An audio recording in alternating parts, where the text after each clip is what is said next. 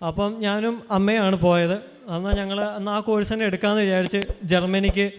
അപ്പോൾ അവർ 3 കൺട്രി തന്നു, യുക്രൈന്, പോളണ്ട്, അതുപോലെ തന്നെ ജർമ്മനി. യുക്രൈനിൽ ആ സമയത്ത് യുദ്ധമൊന്നുമില്ല. അപ്പോൾ എന്നാൽ യുക്രൈനും പോളണ്ടും ഞങ്ങൾ വേണ്ടാന്ന് തന്നെ വെച്ചു. അങ്ങനെ ജർമ്മനിക്ക് പോകാമെന്ന് തീരുമാനിച്ചു. അങ്ങനെ ആ ഒരു മൈൻഡ് സെറ്റിൽ ഞാനും അമ്മയും തിരിച്ച് വീട്ടിൽ വന്നു.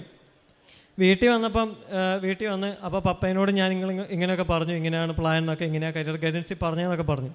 അങ്ങനെ പപ്പയുടെ ഒരു കൂട്ടുകാരനോട് പപ്പ ഇങ്ങനെ പിറ്റേ ദിവസം പറഞ്ഞു, വിടാ ഇങ്ങനെ കരിയർ ഗൈഡൻസിന് പോയി ജർമ്മനിയിലേക്ക് ഇങ്ങനെ ഒരു കോഴ്സിന് പോയാലോ എന്നൊരു പ്ലാനിൽ നിൽക്കാമെന്ന് പറഞ്ഞു. അപ്പോൾ ആ പുള്ളിയും പറഞ്ഞു, എൻ്റെ പപ്പയുടെ പേര് ബിനോയ് എന്നാണ് വീട്ടിൽ വിളിക്കുന്നത്, പിന്നെ ബിനോയ് ചേട്ടാ അവനെ ഇതിനൊന്നും വേണ്ട, അവന് നേരെ കാനഡയിലേക്ക് അയച്ചോളാൻ പറഞ്ഞു. അങ്ങനെ മാതാവ് ആദ്യം ഇവിടെ വന്നപ്പോൾ കാണിച്ചു തന്ന കാനഡ എന്ന് പറയുന്ന സ്ഥലത്തോട്ട് ഞങ്ങൾ കാനഡയിലേക്ക് പോകാൻ തന്നെ ഫിക്സാക്കി. അങ്ങനെ അത് കഴിഞ്ഞ് IELTS ചേർന്നല്ലോ, IELTS ചേർണം. അങ്ങനെ IELTS ചേർന്നു. അപ്പോൾ IELTS ഫസ്റ്റ് എഴുതുന്നതിന് മുമ്പേ എനിക്കിവിടെ വരണം എന്ന് ആഗ്രഹം ഉണ്ടായിരുന്നു. ആ സമയത്ത് ഞാൻ ഉടമ്പടി എടുത്തിട്ടില്ല. അപ്പോൾ ഫസ്റ്റ് എക്സാം എഴുതുന്നതിന് മുമ്പേ എനിക്കിവിടെ വന്ന് എന്തായാലും ഉടമ്പടി എടുക്കണം എന്നൊരാഗ്രഹം ഉണ്ടായിരുന്നു.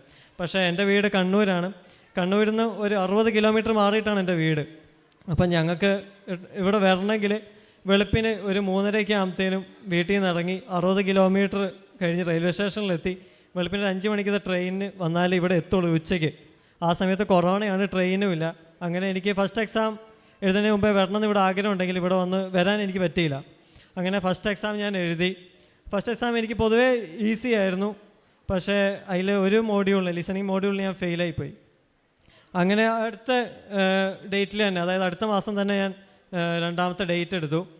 പക്ഷേ ആ സമയത്ത് ആ എക്സാം എഴുതുന്നതിന് മുമ്പേ എനിക്കിവിടെ വരണം എന്ന് ആഗ്രഹം ഉണ്ടായിരുന്നു. പക്ഷേ ഫസ്റ്റ് എക്സാം ഫെയിലായിട്ട് തൊട്ടടുത്ത് തന്നെ ഡേറ്റ് എടുത്തതുകൊണ്ട് എനിക്ക് ആകെ ഒന്നിനും സമയമില്ലായിരുന്നു. എനിക്ക് ഓൺലൈൻ ക്ലാസ് കുറച്ചുകൂടി കൂടണം എന്നുള്ളതുകൊണ്ട് ഇവിടെ വരാനും പറ്റിയില്ല രണ്ടാമത്തെ പ്രാവശ്യം.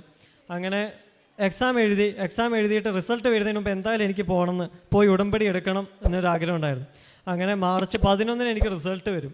മാർച്ച് 8 ഞാനിവിടെ വന്നു, ഉടമ്പടി എടുത്തിട്ട് ഞാൻ നല്ലപോലെ പ്രാർത്ഥിച്ചിട്ട് ഞാൻ തിരിച്ചു പോയത്. എനിക്ക് എല്ലാം റെഡി ആണെങ്കിൽ സെപ്റ്റംബർ ഇൻടേക്കിലേക്ക് പോകണമല്ലോ. അങ്ങനെ ഞാനിവിടെ വന്ന് പ്രാർത്ഥിച്ചു. മാർച്ച് 11 എനിക്ക് റിസൾട്ട് വരും രാവിലെ.